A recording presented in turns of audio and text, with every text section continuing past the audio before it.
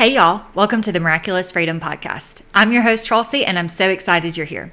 Freedom in Christ is a gift that's ours for the taking, yet in so many areas of life it's easy to feel stuck. We all need reminding of how the gospel frees us to live abundantly in every area of life. So whether you're at home or on the go, I hope you'll stick around for an uplifting conversation that will encourage you to walk in the miraculous freedom that you've been given. Thanks so much for tuning in.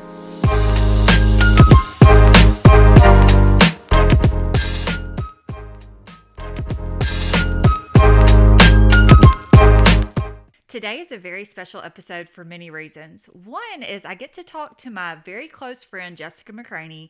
And if you've been a follower of this podcast for a while, then you might recognize her from all the way back in episode number 2. She talked to us about what to look for in a future spouse. And then we did a fun Valentine's Day episode. And so if you haven't heard those yet, I encourage you to go back and listen because she is just a wealth of wisdom and is so much fun to listen to and talk to. Number 2 is there is a special announcement in this podcast. And I did want to go ahead and give y'all a heads up, especially if anybody is struggling with infertility right now. If you're grieving the loss of a child or an infant, then this might not be the episode for you to listen to, or you might just have to skip a part. So there is a very brief, and when I say brief, it's probably 10 to 15 seconds of a mention of a pregnancy announcement around the 5-minute mark of this podcast episode. In the outro, I share more details. So if you need to skip or jump ahead around the 5 to 6 minute mark, I would say just skip from 5 to 6 to be safe. And then if you want to stop listening before the outro, if that's something that would be upsetting to you or something that you just can't handle hearing right now, then by all means, go ahead and do that. And like I said before, if this is not the best time for you to listen to an episode about motherhood, first of all, I'm so sorry. And I understand how painful Mother's Day can be when you are longing for a child or when you've lost a child. And I understand that firsthand. And so my heart really goes out to anybody who is experiencing those feelings during this season. And second of all, we love you and we would love for you to stick around. There's plenty of other episodes for you to listen to, and we'll have next month's ready to go for you as well. But I just wanted to encourage you to do whatever it takes to guard your heart, and you and God know best on what you can handle at this time. Okay, the last thing I wanted to share before we jump into today's episode is, have you seen our new merch? I'm currently wearing the Philippians 4:8 t-shirt, and so this t-shirt is all about what we should think about. We've got a lot of other t-shirt designs as well as some different accessories that hopefully will remind you about your identity in Christ and to walk in the freedom that He offers. Well, welcome to the podcast, Jessica. Thank you so much for coming back. I was thinking back to about a year ago when our babies weren't even really a year old. I think you did one of the very first episodes. So I'm really excited to have you back again. Too. I'm excited to be back. Yes. And you're a little more experience. I know. Yeah, that. And you're also expecting a baby basically any day now. Yeah. So we're really excited about that. Yeah, we are. We are. Yes. Okay, so we've kind of changed the podcast questions because we're in a new season. So to start, I'm going to ask you, how have you experienced God's miraculous freedom in your life? So I would say probably recently, well, even in the past few months, I've realized that, especially with Noah on the move as much, my quiet time looks a lot different. And so it's not set quiet times where I'm getting to just, he's in a little bouncer and I can just open and then everything's just sweet and dandy. And so I guess I was thinking that the Lord meets us where we're at, even if it's just laying down for a nap and I get to say a little prayer or getting a little bit here and there. It doesn't look the same, but that's okay. That there's not a stipulation on our quiet time with Him. Right. So I think that has been probably one of the biggest things lately for me. That's so good. Yeah. Have you seen, there's been I don't want to say a war on quiet time. Have you seen that on Instagram recently? Okay. There was this woman, I'm not going to say her name, but she's kind of a well-known author, and she was on a podcast talking about how quiet time, she was talking kind of negatively about it. And I did not listen to the whole episode, but I just heard the snippet. And then there were other people kind of refuting what she was saying. But she was saying we've been told that if we spend 15 minutes a day, with the Lord in quiet time, then our day's going to be better and da-da-da. And like, I think her point was kind of like you're saying, he can meet us anywhere and he can meet us often, but people like took away that quiet time doesn't matter. And so there's been like this big kind of debate, at least on my Instagram.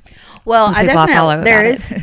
I think there are definitely, we need to prioritize. Yeah. But it's also okay that it doesn't look the same. I mean, right. It can't. Right now. There's no way. And actually at church, like a few weeks ago, we went around the room and all of us have young kids and they were like, well, when is y'all's quiet time? And pretty much everybody's was like, I mean, it's not, you get to do it at 9:00 in the morning, and right. But there was something that was going around on Facebook not too long ago that I saw that says, like, if you notice in the Bible, God meets women where they're at. Oh, like you always see men like going to a mountain or going here or going there, but women. Jesus always comes to them. Yeah, like the woman at the well. The woman at the well, or he went to Mary and Martha's house. Like, he meets them where they're at. And so, I know. That's so tender. I mean, which is kind of true because we're washing dishes and we're folding and we're chasing kids all day long. Right. And so, and I know like at work, Chase has time to be able to have like some quiet moments. Our days just aren't very quiet right now. So, no, they're really not. I just think there's grace there. There's so much. So, but it is important to spend that time. Right. Whatever you can get. Yes. Yeah. Even if it's 5 minutes or Yeah, I actually bought a little stand for my Bible in my kitchen, and I'm returning it because I wasn't real happy with, like, the Bible didn't stay open, but I'm like, I want to just have the Bible out and accessible, so I can. Like a cookbook stand kind of? Yes, exactly. Okay. Yeah, that's what I should Google because I don't think I Googled the right thing. And then it'll stay open. Yeah. Yeah. So that way idea. When I'm like fixing lunch or something, and she's, because you've just got to get it when you can. You really do. You really do. Yes. And I haven't announced this yet, but I'm also expecting, as you know. Yes. And so during the first trimester, my quiet time, like I used to be very good, I guess you could say, or very consistent with waking up like 30 to 45 minutes before her. And then when I got pregnant, I was like, oh no. Like you're sleeping, every second that you can. I'm getting every last second. And I think too, and maybe somebody needs to hear that, I don't think that's wrong or bad because I felt like with the lack of sleep I was getting, I wasn't being the mom that I wanted to be. And it's like, I don't want to be legalistic and I've got to wake up early and sacrifice my precious this sleep. Makes me a better. Because checking it off the list. Right. Yeah. Because God would want me to be the best mom that I can. And right now in this season, that looks like prioritizing rest. Yeah. So anyway. Yeah. And it just looks different. Right. It just looks different. And that's okay. And God's okay with that. Yeah. Well, I love that. So for context for our listeners, if they missed your previous episodes, we became moms about the same time, 2 years ago. Yes. So Noah is a month older than I, Francis. So he's already turned 2, and then she will have turned 2 by the time this airs, I'm assuming. But early in our motherhood journeys, you shared a quote with me. Do you remember this? We were walking at Plain Air. And it was a quote from the Surprised by Motherhood book by Lisa Jo Baker. Yeah. And I'm not going to say it exactly, but it's like motherhood is hard and beautiful and hard. And that book was so freeing for me because I felt like she was so honest and was like saying things that I was thinking but was too afraid to say to vocalize. Because motherhood, like she said, it is so beautiful and so fulfilling and like so it's the best thing and it comes with its challenges. Yeah. And so anyway, I guess my question to kind of go along with that is, how has motherhood challenged you? How has it grown you? And then we can move into, the most beautiful parts, but what have been some challenges that you've overcome in motherhood? I think the hardest thing initially, and still is, but you kind of get used to it, I guess, in ways, but was like dying to myself daily. Yes. And sometimes momentarily. Right. Where I just want to sit or I just want to eat. I just want to sleep. I just want to take a little nap, Yeah. And those are kind of like more survival things. But yeah, then, those are basic life necessities. Yeah, but then also just like my wants of like, I just want to go into a store and I want to be able to shop. Yeah, and you want your baby to cooperate. Yeah, and, or I used to love going to the grocery store. Like, really? Yes. I didn't know that about you. I just loved it. I would just stroll the aisles. It was just my me time because I normally wouldn't run into anybody that I knew. Okay, and it was like, that's surprising. Yeah, yeah. You must have been going at a prime time. Oh, okay. And it was just time that like it was just quiet, and I just grocery shopped. Like I just took my time, and I just enjoyed it so much. And now, now Noah wants to push the buggy, or it's just like a feat, and it's just like, I'll order it online, and there will come a day that I can do that again. Right. But anyways, I think it's just this like, truly, I've never had to die to myself in a tangible way as I've had to with kids. Yeah. Because they're selfish, and there's just not room for you both to be selfish. Right. Yeah. So, you're the adult in the situation. So, right. So, I mean, I think that has been probably one of the hardest things. And I think it also goes through phases of like, different hards, like, right. But yeah, I mean, you still have to do that daily. Like, oh yeah, if you don't like, okay. And you just kind of got over your first like trimester, but that was one just thing, barely. Yeah. That I shared with you was with our first trimester, with my first trimester. I was like, I wish he would, like, I just want to lay down. You just need to lay down. I just really want to lay down. A lot, yeah. And I just couldn't all the time. Right. Most of the time. Yeah. So, and then you feel sicker when you can't lay down. Or that's how I was. Like, my nausea would get worse if I couldn't rest. And so it's like, oh, please. And I mean, it's just, I kept thinking like, this, everybody deals with this. This is fine, Right. But it is hard. It's still hard. In the moment, it's very hard. Yeah. And it's just hard. Yeah. And I would always tell myself, like, this is not going to last forever, but it seems like it lasts for a while when you're in the middle of it. It did. Yes. It did. And then you kind of like, and, not all the time. I mean, we're very blessed. Like, our parents, our moms both are like very helpful, but yes, they can't just drop everything all the time for us. You know what I mean? Yeah. And like, and help, and like our husbands are both working, like, so we're struggling sometimes during the day, we're trying to make it. I know, yeah, which is fine, but it's hard, right? It is. Yes, that was one of the hardest things for me to adjust to too, and I think I had to find a balance too of like, well, like how do I prioritize nutrition? That was one thing, because I nursed Aya Francis for the first year, and I've never been so hungry. Like in the beginning, like I remember. Yeah, you remember me saying that? I would keep snacks at my bedside table and like eat at 2:00 in the morning. I was just ravenous, and so during the day, whenever she like needed me, and I did, we didn't want to let our babies cry. And we're not going to let these. I mean, we might have to let them cry a little bit more. But anyway, everybody's just gonna be crying, I think, at some point. Right. But I would have to choose between, am I gonna finish my meal or am I gonna hold her? And most of the time I would just hold her. And I get that you can do both, but sometimes you just want to finish a meal.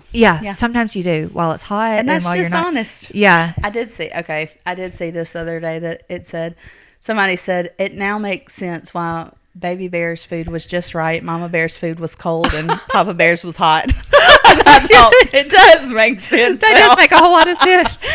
Well, I told Muhammad the other day, I was like, I 100% understand the scenes in movies when moms like go to their closet or pantry to eat. Like, I just want to eat one cookie alone. One. Like, I want to share. Yeah. And for people listening, like, if you have kids, you probably get this. If you don't, then you might be thinking, well, just don't give it to them. Yeah. And then, well, do you want to eat your cookie in peace, or do you want to share it? Like, those are your options. Do you want to listen to somebody cry about the cookie? And I mean, I get that you've got to have boundaries, but most of the time, just give them. It's just most of the time, just give them. It's just not worth the fight. That's not worth the fight. There's other things that are worth the fight, and that's really not one of them. So it's not.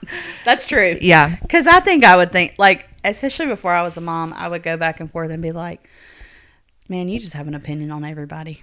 You know what I mean? Yeah. You just, and everybody is doing it wrong, and this is how you would do it. Uh-huh. So much goes out the window. Yeah. Yeah. You just are like, oh, this is what it's, This is what it's really like. Yeah. Yeah. So, yeah, you just, sometimes you just have to stuff the whole cookie in your mouth and keep going. Right. Or sometimes it's just not worth the fit that's going to happen later. Right. Yeah. It just depends on the day. It does. Depends on the moment. It does. So, yeah. And I know that's kind of more of a silly example, but I feel like that is why we have to rely on the Holy Spirit, because it's like, what do I do in this moment? You know, there are some things that are black and white, but then there's some gray, and it's like, what's best for my child right now? Yeah. So that's been something too that's been helpful recently. Like I've been trying to really stay in step with the Spirit and stuff of like, what does she need right now? Because as we're getting to the twos, that's also getting hard. A little more challenging. Yeah. With the opinions. And especially like discipline, which I know this is kind of, but like discipline, I'm like, Lord, I don't know what to do. Oh, I know. That's what I'm saying. I do not know what to do. Yeah. Because it feels sometimes like nothing that you're doing is working, but you've got to do something. And then I'm like, is this biblical? Like, am I doing this right? I know. Am I going to mess him up? Is this? Yeah. But, I told Chase the other day, and I don't know if I read this or what, but I told Chase, I said the other day, Noah did something, and I just stopped and prayed, and I was like, Lord, who better to know him than the one who created him? Yes, like, I need your help to determine what to do, because I don't know. Yeah. I just don't know sometimes. Yeah. You know? But that's the hard thing, and the beautiful thing is that, like, you don't have to do it by yourself. Yes. Like, yes. And there is peace even in that, even in just praying like, Lord, I don't know what to do right now. Right. Like, and I really need your help. There's just peace, and there's comfort in giving that back to him. Like, he can help you. He can help your child. He can help the situation. Yes. Yeah. So, Yeah, he really can. So, I mean, we've got to depend on him, and we can. And like you said, that's one of the beautiful parts is that we're not just out on our own. Starting this month, in May of 2026, we are launching something new.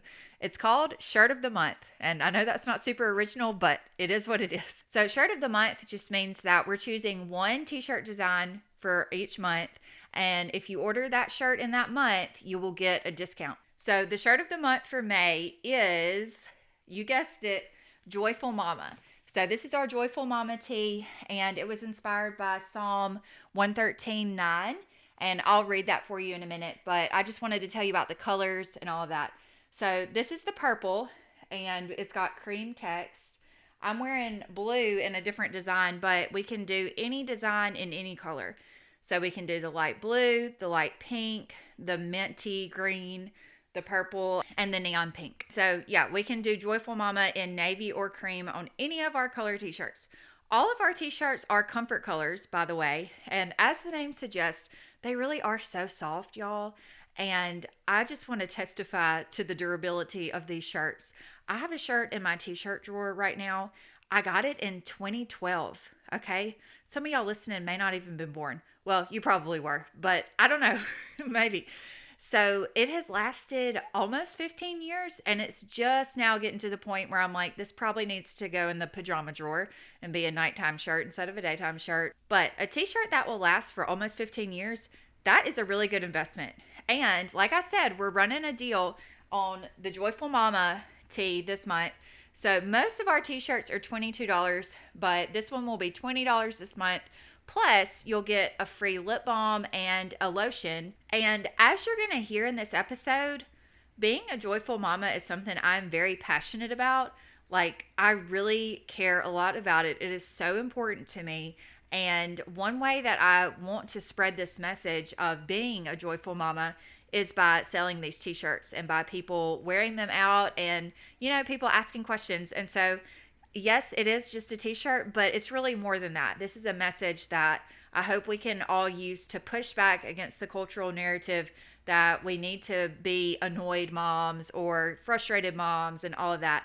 We're to be joyful mamas. And I am getting ahead of myself. So I wanted to share the verse that this shirt comes from. It's Psalm 113:9, and this is the King James. It says, "He maketh the barren woman to keep house and to be a joyful mother of children. Praise ye the Lord. And this verse was like medicine to my soul during the time between our miscarriage of our first baby and when we had Aya Francis, who's our 2-year-old.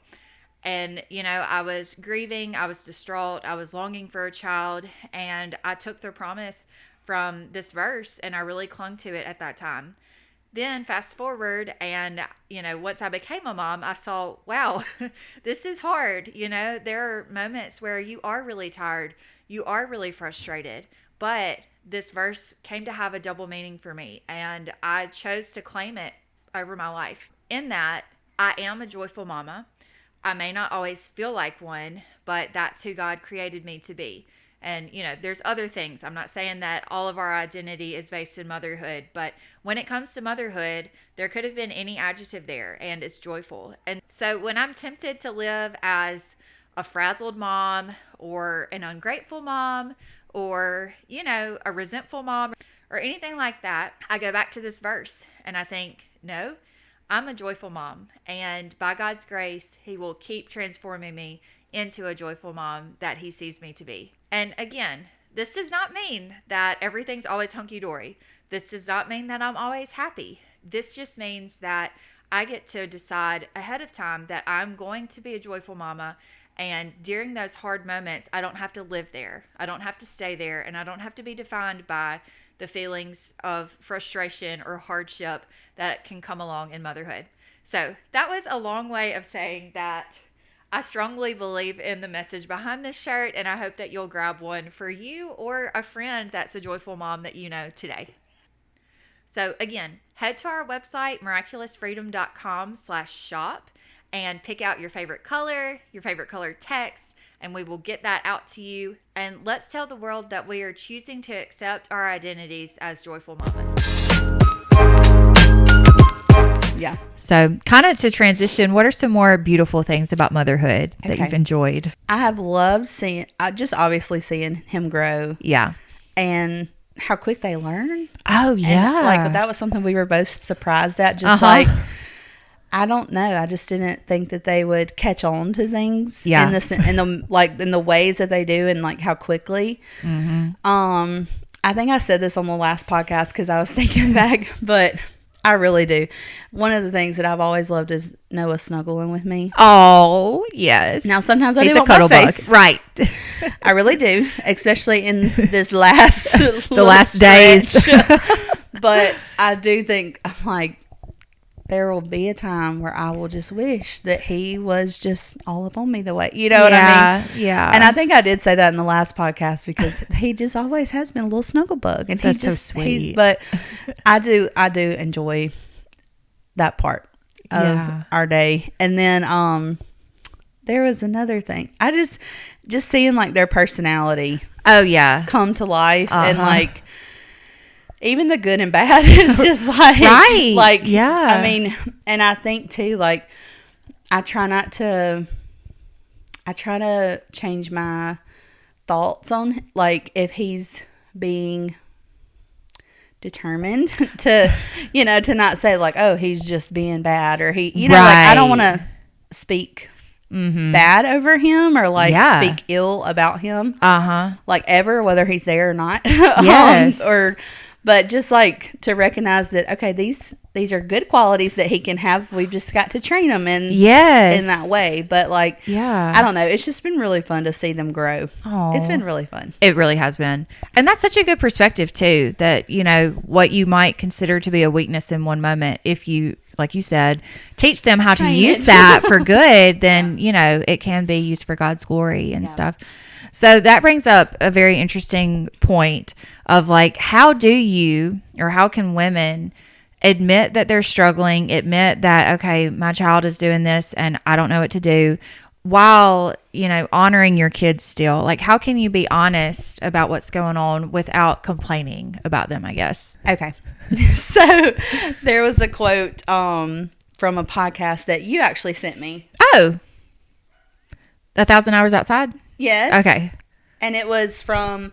was it her? It was Abby. Oh, okay. That's when we found out about Abby. That's when we found out about it. But one thing that really stuck out to me, she said, we're really not as kind and loving as patient as we think that we are.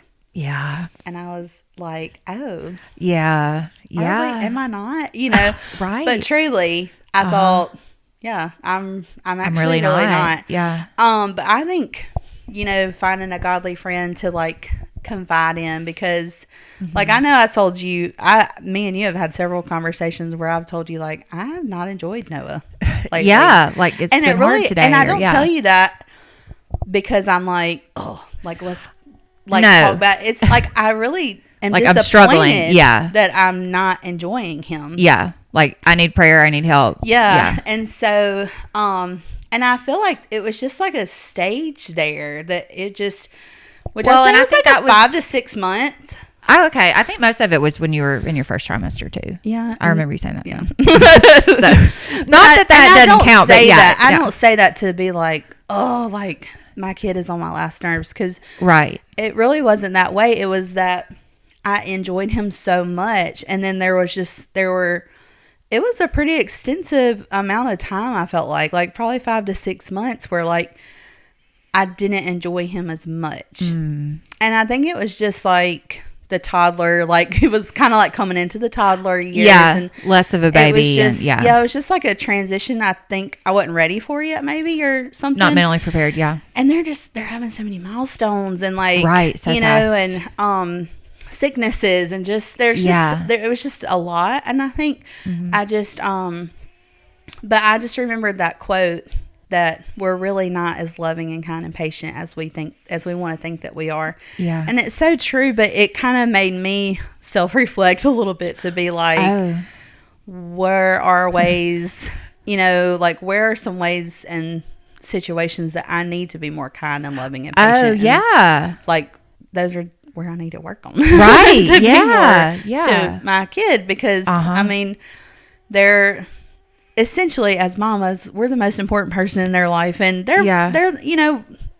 I mean, I know our husbands, but we spend so much time with our kids that like they're one of the most important people in our lives, and so we want to. We're with them all the time, and we're with them all the time, and so we want to have a good relationship even after kids. Yes, but there are hard times, But I think just finding just like that godly friend that you can confide in to be like, y'all going through it too, right? Because we're struggling, and that you're not just bashing your kids. Like that's never never okay. We never want that to happen. No, and we don't do that. Like I feel like we're very intentional. Like you said earlier, you don't want to speak ill over your children. Like you love them, but you can say, this is hard. Can you pray for me? Yeah. We don't know what to do and all of that. And like, there's nothing wrong with admitting that. Actually, that's good to bring somebody in.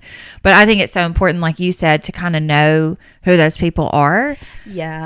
You want to because you want to seek godly counsel, even in your friends. Like you don't want to go to a friend that's going to be like, well, let me tell you how my kid, Right. Yeah. Then it just gets in this fuzzy area of complaining. And it's like, that's not productive. Yeah. Yeah. It's not. And normally it leaves you feeling like validated of your bad feelings. Yeah. And she kind of talked about that in this book. I forgot about that. Yeah. She did. I think that was near the beginning, maybe. Yeah. I think that's about the mediocre mom. Okay. I think so. Okay. Yeah. So she was basically saying like, if you go to somebody looking for validation, that's kind of the wrong motive. Like it's valid that you're struggling and that this is hard, but you don't want somebody to say like, oh, it's fine. Yeah. Like just keep on doing what you're doing. Like you don't want somebody to validate negative behavior things, or like sin in your heart or anything like that. So you want people who are going to call you higher and to be a better mom. To that higher standard. Yeah. Because I think she says in the book, like just because everybody is doing it doesn't mean it's not like mediocre. Like it doesn't mean that I know. Yeah, that you're like you said, like having a high, like viewing this as a higher calling or you can be validated, but it doesn't mean that those feelings should be validated. Or, Yeah. So that was that was probably my favorite thing that she talked about. Really? Yeah. There were so many good nuggets in this book. Really was. I underlined so many places. I did too. It was so good. Okay, so kind of on that same vein, maybe you can like be the good friend for somebody. If somebody is struggling right now, what encouragement do you have for them? So I do think sometimes it's so easy to compare our kids. Yeah. And then it's also easy to compare like mothers. Yeah.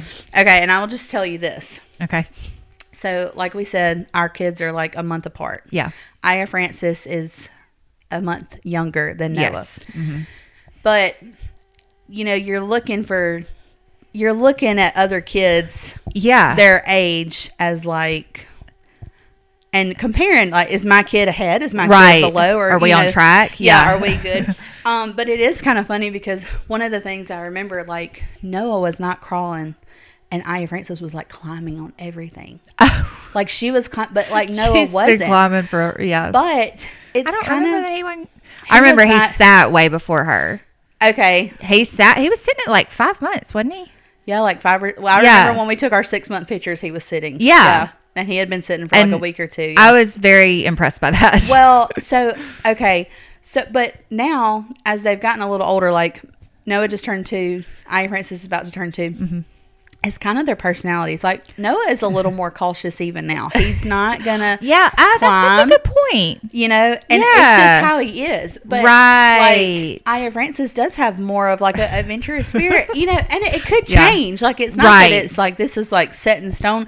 Yeah. But that was one thing that I was like, should Noah be crawling? Like, should he be climbing on stuff? Like, is that normal? Like, you know what I mean? Like, it never was bad against her. Yeah. It was more like, what is he doing? Yeah. Isn't he doing this? But even now, he's cautious. He's not a climber. Right. Even, like, he never really has been. Wow. But you're so perceptive. I have not thought about this. You know what I mean? Yeah. Oh, yeah. She still climbs on everything. Yeah. She climbed on that, that tower in the kitchen, the toddler tower, on the side, riding it like a horse.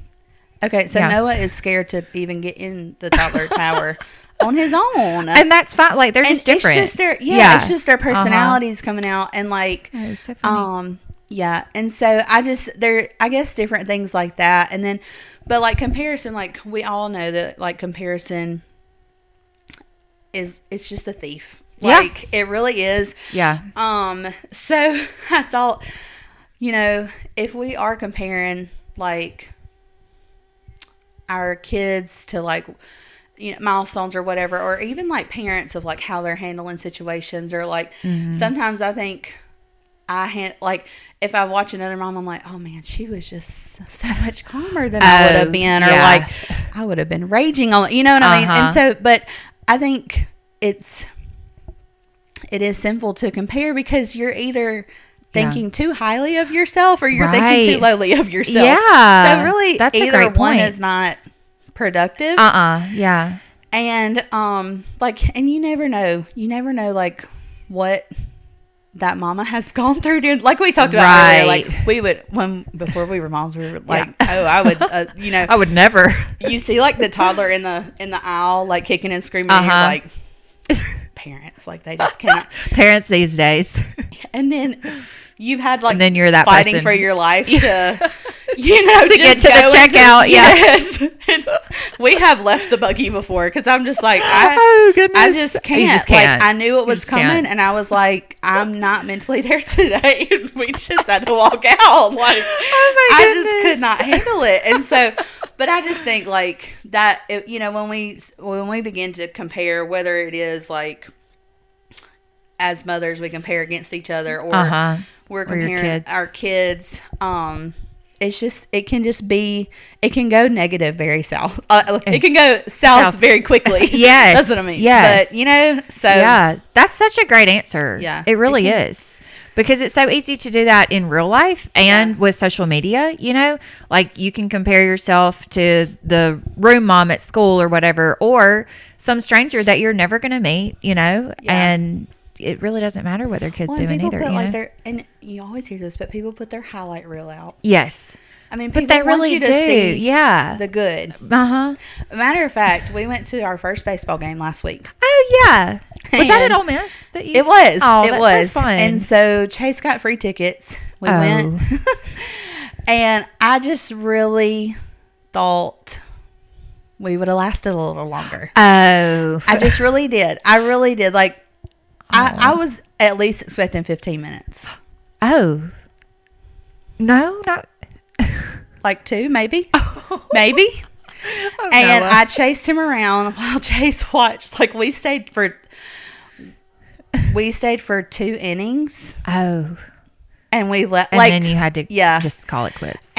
But I said, well, Chase, let me take a picture, of course, because I want to take a picture. And all my pictures were so sweet. Yeah, they were. They were so cute. And so Chase, him and his dad used to go like watch baseball games. So it was kind of sentimental for Chase, Yeah. like this is their first baseball game together. And, when we were walking out, I told Chase, I said, well, I guess we'll try again next year. We'll try again next year.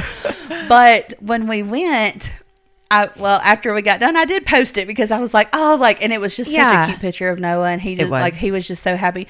But I even put in the caption, like, do not let this picture fool you. Did you? He sat still for 2 minutes. Like, I mean, but because you don't want people to get the wrong impression. Other mamas, and I'm just like, man, y'all went to a baseball game and you went to a play and you went to movies and like and everybody's happy and smiling in the pictures. Yeah.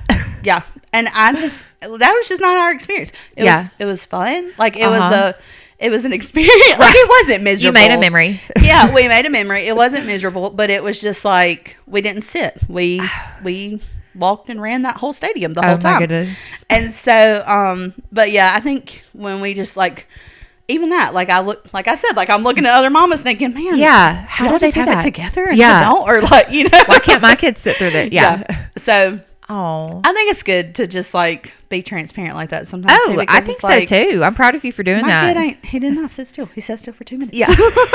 And that's okay. He's 2 years old. But we got a cute picture. Right. He loved the golf cart ride. Oh. And that was his favorite part, was the golf cart ride. That's so sweet. Well, good. I think that's a good encouragement too for us. Like as moms, we can kind of be the ones to go first, so to speak, in that, and like be transparent and admit that we don't have it all together, and that's okay. Yeah. So yeah. Kind of on that same vein about social media and media in general, enjoying your kids or delighting in your kids isn't really the mainstream idea. There's some accounts that I follow, and people like adults will like they're not making fun. They'll do skits of their kids, and I think, oh, that's cute. Like they really are wanting to preserve memories and things like that. And then there are some people who are just making fun of their kids online. And I think that's really sad. Yeah. Yeah. And anyway, I don't know if that's even just putting just negative things about their kid and how they feel out for everyone. Yeah. Or even like their kid to see one day. I know. And like tantrums. Anyway, so there's a lot of, different camps on that. And wherever you are, that's not really what I'm here to talk about. But I think that most people, whether they're putting that stuff online or not, would agree that we're supposed to love and take care of our kids. Yeah. But I guess my question is, of course, the Bible supports that idea, but do you think that the Bible encourages us to go one step further and actually delight in our kids and enjoy them? Or can we just, love and take care of them? Yes. Yes, I definitely think. So I'm going to read this verse. Oh. It's from Psalm 127, and it says, children are a heritage from the Lord. They are a reward from him. Like arrows in the hands of a warrior are the children born in one's youth. Blessed is the man whose quiver is full of them. Oh. And that's Psalm 127, 3-6. Oh, I love that. And so I know a lady, and she has even said to me on multiple occasions, even in front of her children, how much she dislikes them. I knew this would shock you. Like I knew. I was thinking Charles is gonna be like, no, like I could cry. And she has even, like, in front of this child said, like, he's our least favorite. Like, yes, like, and she. I know. But I kind of think too, like, parents feel this way. Oh. And maybe like, she's heard other people say that. Good, right? But I think she would just keep, like, she has said to me on multiple occasions that, like, you'll always love them, but you're not gonna like them. You just wait because you're not gonna be able to stand them. Like, and I'm thinking, well, that's kind of sad. Yeah, that You know doesn't what I give you mean? much hope as they grow older, Yeah. you know? And Wow. so, I don't know. It broke my heart for the kid, but also for like the mama, because having children and raising them is our highest calling, you know? Yeah. And so it's like the Lord has given it to us as a joy Yeah. to be like a blessing, not a curse, Oof. not something that's supposed Yes. to be miserable for Right. us. And Yeah. I think so many mamas get into this rut of being miserable with their kid. Yeah. Or doing anything with their, you Yeah, know, yeah. just from different things I've seen like on social media and things. And even talking to mamas, like they're like spring break. Okay, it's like our spring break right now. And they're yeah. like, oh, I can't wait till these kids go back to school. Oh. You know, I mean, you know, you've heard mamas I say have. stuff like I that. have. Yeah. Or like if it's a long Christmas break, it's like, man, I'm just ready. Yeah. You know, And I get that people's routines can be off, and that is hard. But that's still sad That's to it. be wishing the time away, you know? Yeah. And so I think that, you know, I was thinking today that the Lord, like he gives us blessings. He gives us things that give us life. Yeah. And like the enemy is the one who comes to steal and kill and destroy Yeah. like those things. And while there are days that are hard, you know, so while there are days or milestones or months, weeks, sometimes that are hard, you know, the Lord has still given us this as a blessing. And I Right. think that kind of going back to earlier, like I said, there were times that I was very sad that I didn't enjoy Noah for season, like different, whether it be like days or weeks or, you know, maybe Yeah. that I was sad. But I think if you as a mama are living in this like miserable state, there might be some other things going on. Oh, yeah. Because this is like scripture tells us this is our calling. This Yeah. is our joy. Like, and it's a reward, is our what that reward, said. Yeah. Yes. And so, and I've been reading like in Proverbs and charting down different verses about like what should you tell your kid. Because there's a lot of verses in Proverbs. It's like, my child, listen to this. Yeah. And so Oh, that's good. I have been writing those down to put in like Noah and Hudson's little baby box. Oh, that's so sweet. And like those are verses that I want to teach them, you know? Yeah. And so all the verses are like, take joy in your mom, like, Oh. and your dad and their words, and like your mom is Wow. joyful when you're this way. You're Oh. like, you know, and so Yeah. there is this life giving nature that God has given us in kids. Yeah. So if we're mamas that are just like miserable or always trying to find a way not to be with our kids, Uh-huh. I think that there's some deeper lying issues there. Yeah. Yeah. That like as a mama, we need to like have Explore. like, yeah. Yeah. Why am I feeling this way about my kid? Right. Right. Because I think the enemy has you in a place of like in a place of lies that Yeah. you shouldn't be enjoying Right. this, you know? Yeah. Well, I think it's very sad to just, you know, resign yourself to the fact that, like, well, I used to love them when they were babies, and now that they're older, I don't want to be around. Like, yeah. So I think that's very wise to say, okay, my kid is not a bad kid. Like, God made my kid in his image. Yeah. My kid is great. Maybe I do need to do some soul searching and see, like, do I need to go to counseling and, you know, things like that. Like, maybe they're depressed. I don't know what could be going on, but I think that's really good advice of just, you know, you don't have to just grin and bear it, or you know what I mean? Like, take some time and see what could be at the root of that, like you said. Yeah. And I wrote this down. I said, isn't that just what Satan wants, for us to see God's biggest blessing and reward as something unpleasant or a curse on our life? Oh, yes. You know? Yes. He wants to. And that's so true. Especially especially for stay-at-home moms, I feel, I'm not saying not for all moms, but especially stay-at-home moms, like when you are with your kid, like all the time, and it can be mundane, and it can be just like, oh, we're doing this again. Yeah. Well, I really appreciate that. And, you know, not to go on too much of a tangent, but I don't want to put any blame on any moms, because I do think overall, this is a societal problem. Oh, yeah. You know, like our society views kids as a burden. And like you've been saying, they're a blessing, not a burden. Yeah. And so that was one thing that I absolutely loved when we took Aya Francis to the Middle East when she was 3 months old. Yeah. Like, it was just so family friendly. Yeah. You know, there were places where I could nurse. Like if you went to a mall or anywhere. Oh, really? Yes. There was a nursing place. There was always plenty of changing tables and things like that.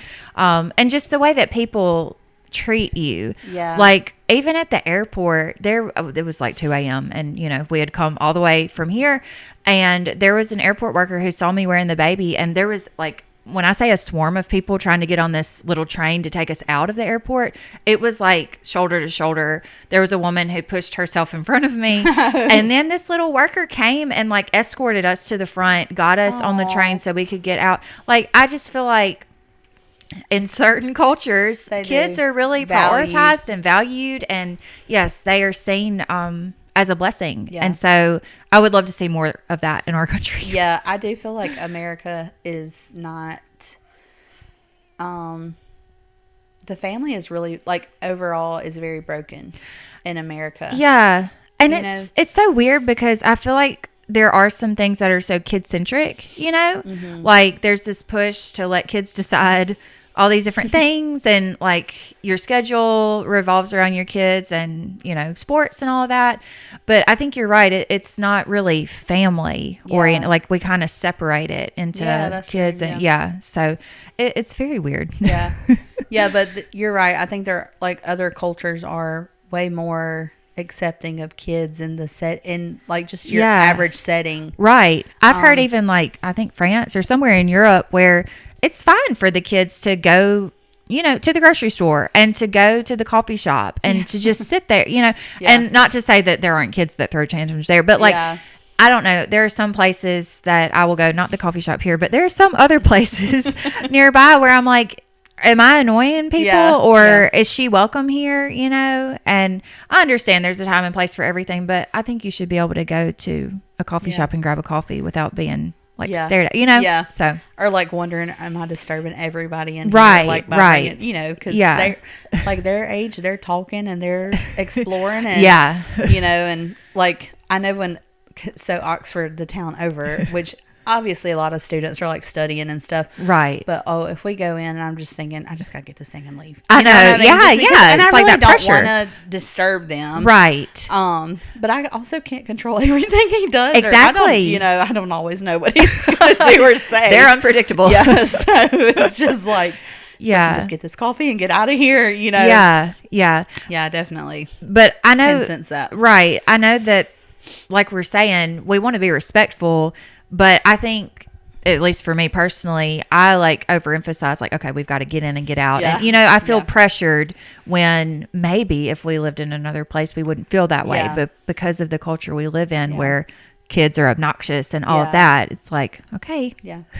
So. Yeah, that's true. Yeah. And I do try to think too, like they're little people and they're learning. Are. Yes. You know, like, right. And they're learning. And like, even though sometimes my inside is like, oh, like, please don't do anything to, you know, like I have to, I don't know. I do try to respond outwardly. Like he's still a person. Right. You know, yes. And he's just learning. And I try to be patient in that way with him if I can. Yeah.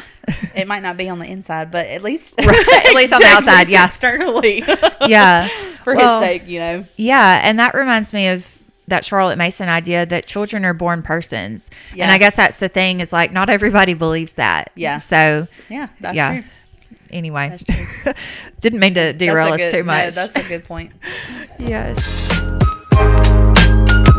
Thank you so much for watching and listening to today's episode.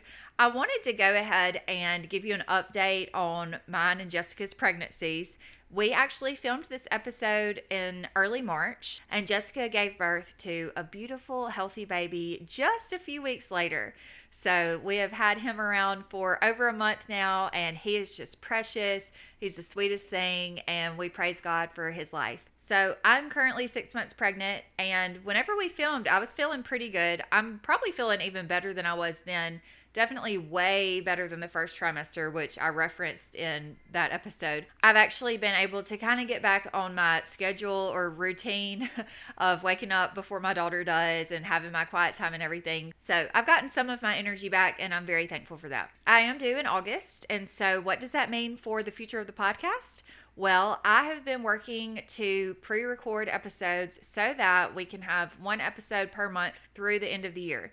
Beyond the end of the year, I'm not really sure. I don't know what's going to happen.